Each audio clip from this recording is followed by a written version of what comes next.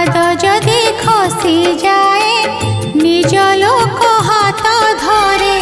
भाग्य जदि मंद हुए